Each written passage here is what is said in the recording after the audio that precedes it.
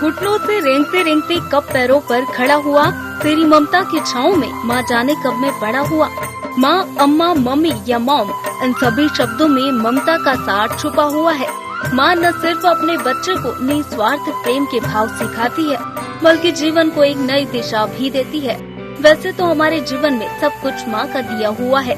9 महीने तक बच्चे को अपनी कोख में रखने वाली माँ के लिए एक दिन काफी नहीं हो सकता, लेकिन फिर भी माँ के प्रति सम्मान और प्यार को व्यक्त करने के लिए हर साल मई के दूसरे रविवार को मदर्स डे मनाया जाता है। इस साल यह दिन 8 मई को मनाया जा रहा है। कैसे हुई माँ को समर्पित इस दिन की शुरुआत, आइए जानते हैं। मदर्स डे की शुरुआत 10 मई 1908 से हुई। एना मारिया जॉर्विस ने अपनी दिवंगत माँ एन जॉर्विस की याद में मनाया पहला मदर्स डे। एन जॉर्विस अमेरिका की सिविल वॉर में विभाजित परिवारों को जोड़ने का काम करती थी। इसके लिए एन जॉर्विस ने सन 1868 में मदर्स फ्रेंडशिप डे की स्थापना के लिए कमेटी बनाई। वो माताओं को सम्मानित करने के लिए एक वार्षिक दिवस चाहती थी। 9 मई 1905 को एन जॉर्विस की मौत के साथ उनका यह सपना अधूरा रह गया।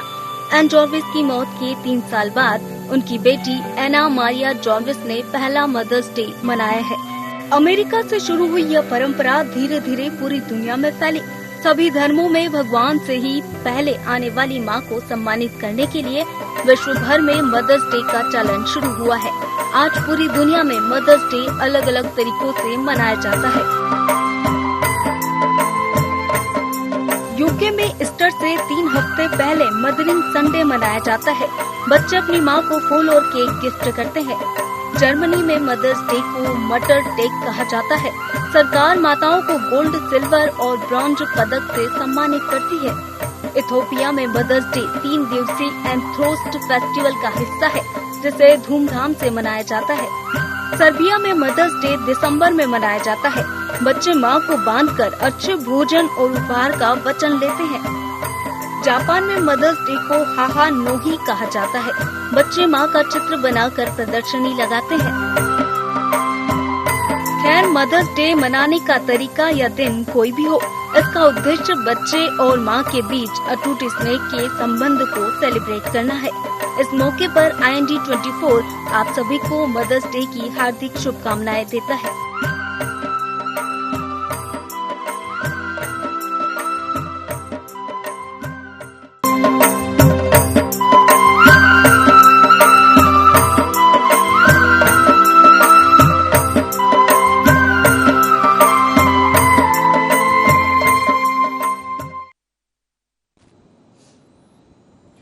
नमस्कार दर्शकों, मैं हूं आपके साथ नाज़नीन नकवी। बात करेंगे आज हम मातृत्व दिवस की, जिसकी सभी को बहुत शुभकामनाएं हैं, और साथ ही समझेंगे मां के अस्तित्व को भी। यूं तो माँ केवल एक शब्द नहीं है, बल्कि उसमें पूरा संसार बसता है।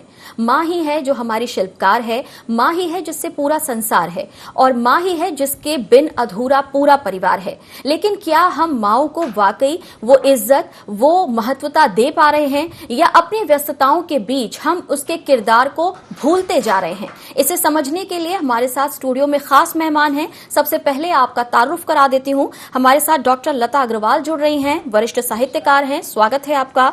अंशु सिंह हमारे साथ हैं, शिक्षाविद हैं, बहुत स्वागत है।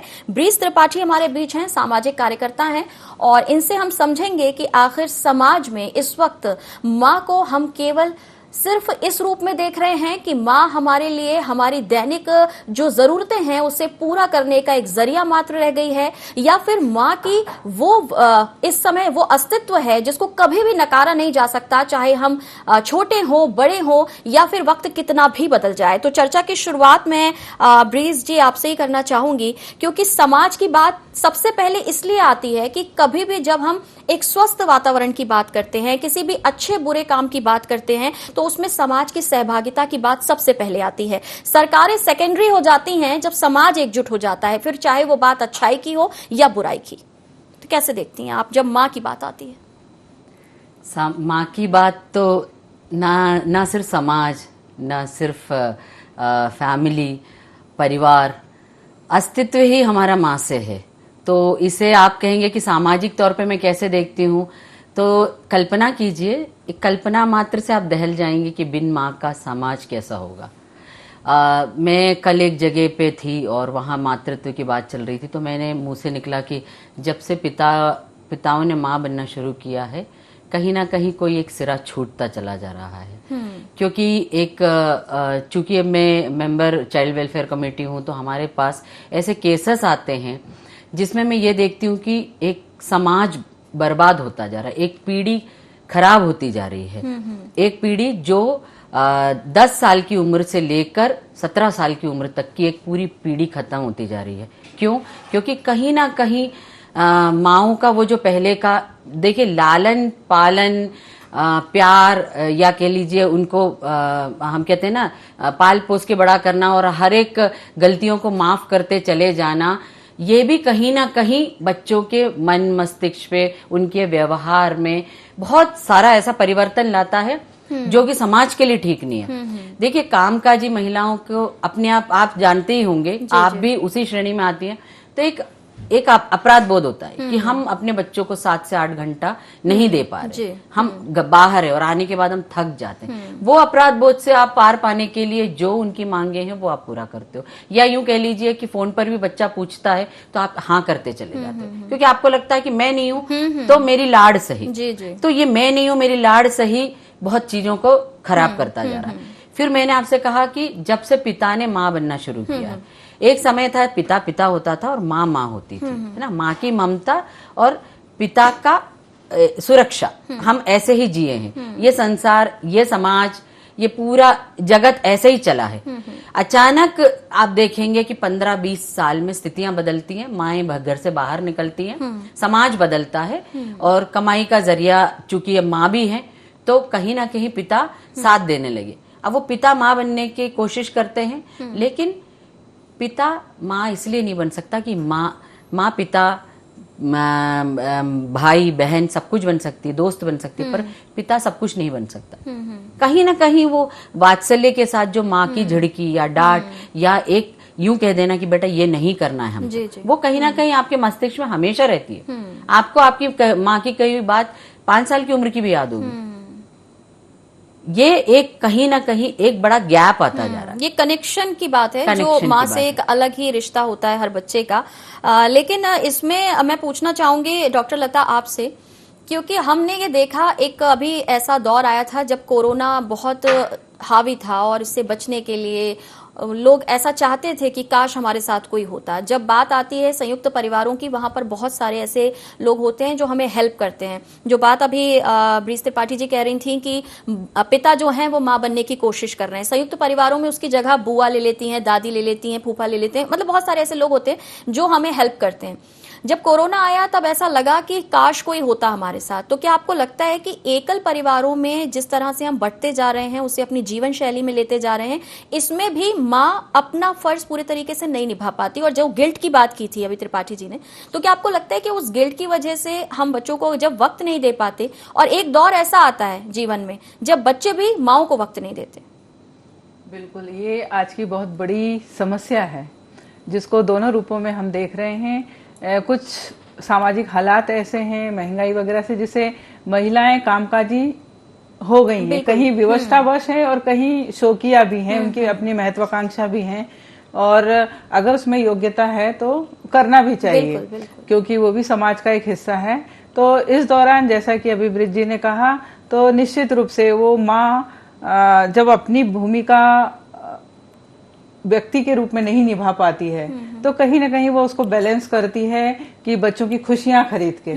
तो ये बच्चों की खुशियां, बच्चे तो नादान हैं, तो उन्हें खुद नहीं पता कि हमारी खुशियां किस बात में हैं। तो इस दृष्टि से बच्चे भी कहीं ना कहीं उस व्यवस्था का नाजायज फायदा उठाते हैं और अपनी जो ऐसी आवश्यकताएं हैं, जो कुछ ऐसी डिमांड्स भी जो नहीं पूरी करनी, लेकिन उन हालातों में पूरी कर देती हैं माएं, वो पूरी करवाते हैं वो लोग। तो इस तरह, और रही बात पिता का माँ बनना, तो निश्चित रूप से कि माँ की अपनी जो छवि है, माँ का जो अपना किरदार है, माँ की जो भूमिका है जीवन में, तो वो कहीं बट नहीं सकती।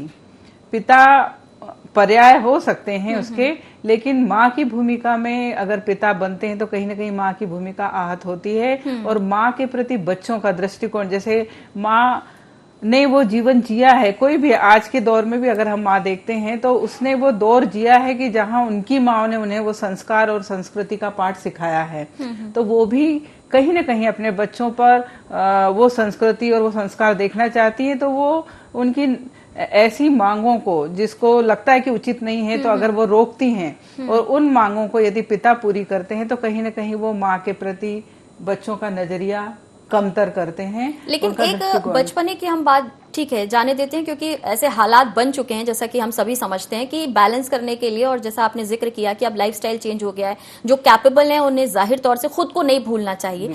एक ऐसी स्टेज आती है जब माँ जो है किसी भी रूप में हो, वर्किंग वुमेन हो, घर पे रहती हो, चाहे जो भी हो, लेकिन जब ममत्व आता है तो उस वक्त वो सब कुछ भूल जाती है। जैसा कि ब्रिज जी जो कह रही थी, वो गिल्ट ही है जिसकी वजह से वो हर डिमांड को पूरा भी करती है बच्चों को। लेकिन जब वो खुद को भूलकर जॉब छोड़कर पूरे तरीके से परिवार और बच्चे को संभालती है, लेकिन उस समय के बीत जाने के बाद जब बच्चे भी माओ को भूल जाते हैं, तब किस तरह से वो खुद को संभाले, या फिर एक महिला को ये समझ लेना चाहिए कि आप सब कुछ भूलिए लेकिन खुद को मत भूलिए। ये एक बहुत बड़ी बात है कि, और बहुत से उदाहरण जब मैं महिलाओं से मिलती है, चूंकि लेखिका हूं और मेरा अधिकांश लेखन नारी विमर्श को लेकर है, तो उन महिलाओं की परेशानियों को मैंने देखा है कि जिन्होंने अपने बच्चों के कारण अपना पूरा कैरियर दांव पे लगा दिया और उस छोड़कर उन्हें बस ऐसा लगा कि मुझे अपने बच्चों का भविष्य बनाना है। बच्चों का भविष्य बनाने के लिए उन्होंने अपना भविष्य दांव पे लगाया, और जब बच्चे किसी शिखर पे पहुंचे हैं तो वो उसी माँ की उस त्याग को, उस तपस्या को नजरअंदाज कर गए। और कई बार तो मैंने ये भी देखा है कि बच्चे खुद माँ बाप से कहते हैं कि आपने किया क्या है लाइफ में। तो इस तरह की जब बातें माएँ सुनती हैं, आज हमारे समाज में आप देखेंगे कि 50 के बाद अधिकांश महिलाएं मानसिक रूप से कहीं न कहीं बीमार सी लगने लगती हैं, और उसके पीछे एक बड़ा कारण है कि उन्होंने जीवन में जो अब तक त्याग किया उसका उन्हें जो सिला मिलता है वो कहीं न कहीं उनको कुंठित करता है और अंदर ही अंदर उनको एक दीमक की तरह खाता है। तो यहाँ में हर महिला, मैं अपनी हर स्टूडेंट से भी कहती हूँ, और जो ऐसी महिलाएं मुझे मिलती हैं उन्हें भी मैं यही कहती हूँ कि परिवार हमारी प्राथमिकता है, लेकिन हमें याद रखना है कि अगर हम अपना कहना चाहिए स्वाभिमान नहीं रखेंगे, अगर हम अपनी इज्जत नहीं करेंगे, तो कोई भी नहीं है जो आपको देखेगा। तो इसलिए सबसे पहले आप अपने आप को जिंदा रखिए, अपने शौक को जिंदा रखिए, अपनी महत्वाकांक्षाओं को जिंदा रखिए। आपके पास अगर कोई प्रतिभा है तो अपनी प्रतिभा को सामने लाइए, आपको अधिकार है। और उसके साथ आप अपने बच्चों की परवरिश करिए, अपना घर देखिए, लेकिन अपने आप को अगर आपने भुला दिया तो दुनिया को समय नहीं लगेगा, दुनिया अच्छे अच्छों को भुला देती है। बिल्कुल ठीक कहा आपने, समय नहीं लगेगा आपको। बिल्कुल ठीक कहा अंशु जी। ये बात ठीक है कि एक अच्छी माँ सबके पास हो सकती है, लेकिन एक अच्छी संतान भी हर माँ को मिले ये बहुत कम देखने में आता है। कई बार परिवार के बीच भी रहती हैं माएँ, लेकिन उनको वो चीजें नहीं मिल पाती। जिस डिप्रेशन की बात अभी की डॉक्टर लता ने, तो क्या आपको लगता है कि ये जो डिप्रेशन है, ये जो दूरियां हैं परिवार के बीच में रहकर भी, एकल परिवार तो ठीक है छोड़ दीजिए, ओल्ड एज होम की अगर हम बात करें, वहां की संख्या भी लगातार बढ़ती जा रही है, तो क्या वजह है? आखिर क्या इस तरह से सामाजिक ताना बाना आपको लगता है कि हम चाहते जरूर हैं, किसी खास दिन पर याद करते जरूर हैं, लेकिन हर रोज जब हमें उनको वो इज्जत देनी चाहिए वो नहीं मिल पा रही? असल में जो माँ के लिए जो परिवार है वो दृष्टिकोण के डिफरेंसेस हैं, प्रायोरिटीज का डिफरेंस है कि जो माँ है उसके लिए तो उसके बच्चे ही सब कुछ हैं, पर एक समय के बाद बच्चों के लिए उनकी प्रायोरिटीज चेंज होने लगती हैं, वो बड़े होने लगते हैं, अपना कैरियर देखने लगते हैं। इवन हम कभी कभी अपने जो सास ससुर या पेरेंट्स हैं, यदि अपन जॉब करते हैं और अपन भी सुबह 10 बजे निकल रहे हैं और शाम को 5 बजे आ रहे हैं, और सुबह से हमें घर में काम करना, महिलाओं का जो मैं बता रही हूँ कि जो वर्किंग है, हाँ। उनके लिए भी बता रही हूँ कि वो सुबह भी काम कर रही है, शाम को भी उनको आके काम करना है, तो डेफिनेटली वो उतना समय कि यदि उनकी मदर इन लॉ चाहे कि हमारे साथ ये ज्यादा समय बिताएं या ये करें, तो अपन खुद भी शायद उतना समय नहीं निकाल पाते, सिवाय इसका इंतजार करते हैं कि छुट्टी के दिन या डाइनिंग टेबल पे हम कुछ समय बिता लें, या कुछ बाद में अपन पूजा साथ कर लें, कुछ प्रेयर कर लें, कुछ इस तरह की चीजों में। लेकिन ऐसे छोटे बहाने हर किसी को ढूंढने चाहिए, आपको नहीं लगता? हाँ, ये चीज जो है क्या है कि हमको परिवार के हर जन को फिर अपने हर जन को उतना ही इंपॉर्टेंस देना होगा, तो फिर सब चीजों को हम मैनेज कर पाएंगे। बहुत बार हम ये मैनेज जो लोग नहीं कर पाते हैं, वहां पर ये फ्रस्ट्रेशन हम ज्यादा देखने में आते हैं। इवन यदि आप जॉइंट फैमिली की भी बात कर रहे थे कि ये जो प्रायोरिटीज वाली बात है, इसमें जैसे घर में 3 बहुएं हैं और एक बहू वर्किंग है और 2 बहू वर्किंग नहीं है, तो कभी कभी जो वर्किंग नहीं है उनको ऐसा लगता है कि उनका पूरा दिन हम उनके बच्चों को भी संभाल रहे हैं, हमें घर का भी काम करना पड़ रहा है, जो दुनिया भर की बातें होती हैं। और फिर वो सोचती हैं कि देखो ये तो चली जाती है, शायद इसको सैलरी मिलती है, इसकी सैलरी के कारण सब लोग इसको ज्यादा प्रायोरिटी देते, या नहीं, ये जो चीजें मैं बोल रही हूँ, ये इसके कारण बहुत बार डिप्रेशन की फीलिंग आती है कि मेरी मदर इन लॉ उनको ज्यादा उसको इसलिए इंपॉर्टेंस दे रही कि वो ज्यादा कैपेबल है, ज्यादा वो है, उसके बच्चों को ज्यादा, जबकि वो उनके बच्चों को इसलिए देख रही है क्योंकि वो वर्किंग है, वो घर में नहीं है, इसलिए वो उनको ध्यान दे रहे हैं। तो ये छोटी छोटी बातें, तो इसमें जो मूल तत्व आता है सामने मेरे कि हर महिला को या हर व्यक्ति में जो आज के समय में थोड़ा सा नहीं मिला में डिप्रेशन आ रहा है, वो जो चीज है वो यूथ्स में भी आ रहा है। वो आप यदि देखोगे तो आप आत्महत्याओं के केस बढ़ रहे हैं, सुसाइडल केस बढ़ रहे हैं, जॉब में प्रमोशन नहीं मिला तो लोग सुसाइडल फीलिंग में जा रहे हैं। इसका जो रीजन है वो कुछ इस चीज को मैं इस तरह से देखती हूँ, मैं शिक्षक भी रही हूँ, शिक्षक हूँ, कॉलेज में हूँ, लेकिन स्कूल वगैरह के बच्चों से भी मैं रही हूँ। तो मैं ये जो अभी की जनरेशन की बात कर रही हूँ मैं आपसे, या अब जो बहुएं आ रही हैं उनके लिए बात कर रही हूँ, क्योंकि ये कोई बहुत लंबा समय नहीं है उन्हें बहू बनने में, और जब वो छोटी थी। जी। बहुत बार हमने ये देखा है कि बच्चों का कार्टून देखना, बच्चों का बहुत ज्यादा गेम खेलना, उनमें पेशेंस को कम कर देता है। ये आपने यदि मेडिकली भी आप देखें, किसी डॉक्टर से भी आप बात करेंगे, ये चीज उनमें वो सहन नहीं कर पाते हैं। कम बच्चे हैं, उनकी हर डिमांड पूरी हो रही है तो भी वो सहन नहीं कर पा रहे हैं। अब यदि वो लड़की बहू बन के आ रही है तो फिर वो कैसे कुछ सहेगी? ठीक है, यानी अगर इसका पूरा मोरल मैं समझूं तो ब्रीज जी कुल मिला के ये है बातचीत करने का, संवाद का, क्योंकि आजकल बच्चों से शायद उस तरह की बात नहीं हो पाती जैसा पहले माता पिता करते थे।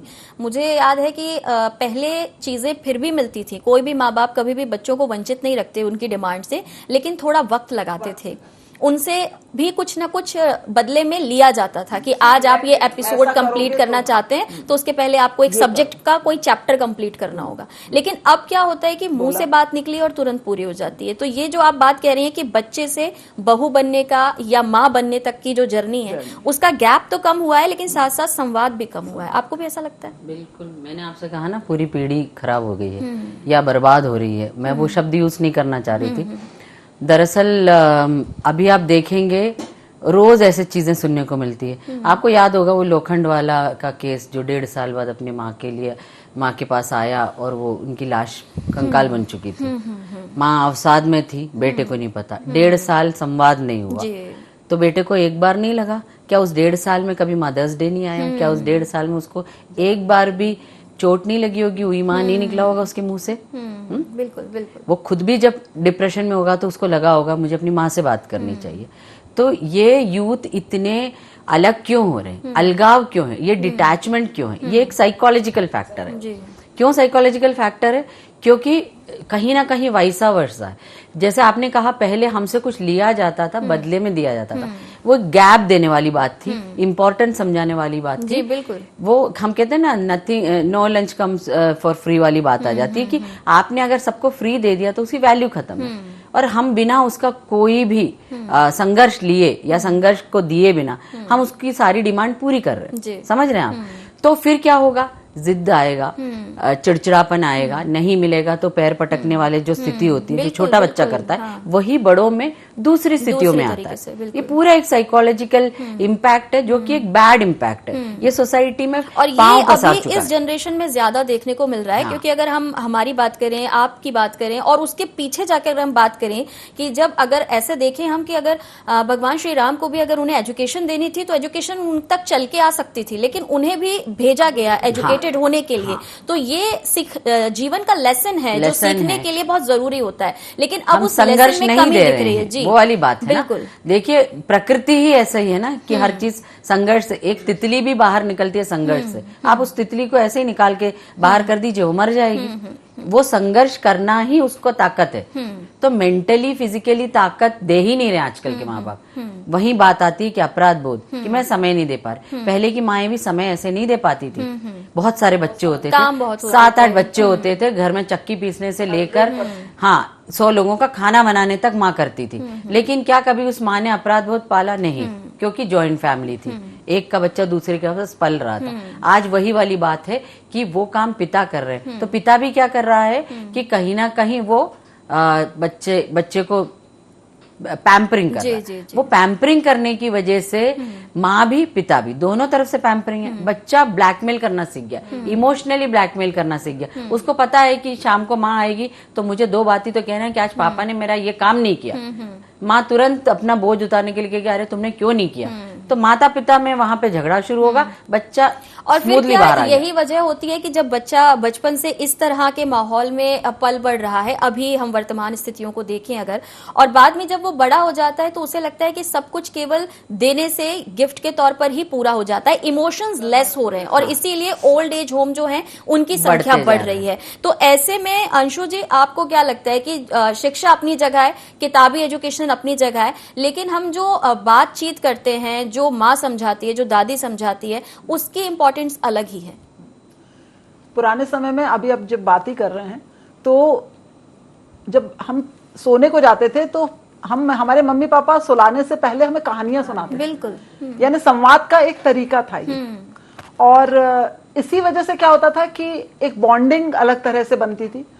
और कहते हैं कि जब हम स्कूल में या कॉलेज में बच्चों को देखते हैं तो उनको देखकर उनकी बातचीत के तरीकों से हमें जो आभास होता है उनके परिवारों का आभास होता है। उनके संस्कार दिखते हैं उसमें। घर जो है वो पहली पाठशाला है, माँ पहली गुरु है। वो इसी सब बातों का रिफ्लेक्शंस जो हैं वो बच्चे के चरित्र में हमें दिखाई देता है।